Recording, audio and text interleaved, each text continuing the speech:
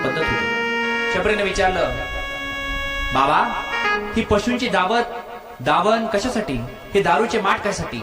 शबरी, तुला माहिती नाही, तुझं लग्न आहे आणि आपल्यामध्ये लग्नाच्या मेजवानीमध्ये ही पशुची दावण आणि दारूचे माठ भरलेले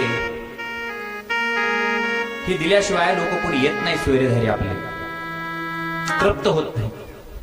शबरी रात्रभर विचार करते की माझा जन्म झाला, माझं लग्न होते, म्हणून हे सगळे पशु माझ्यामुळे मरतायत.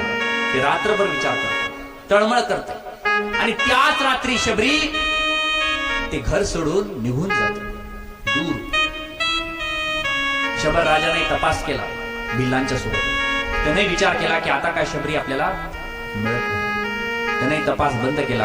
त्याला वाटलं श्वापादाना कोणत्या तरी खाल्ला असावं आणि मग पूर्व पुण्याच्या पुण्यामुळे म्हणा काय म्हणा ती मातंग ऋषी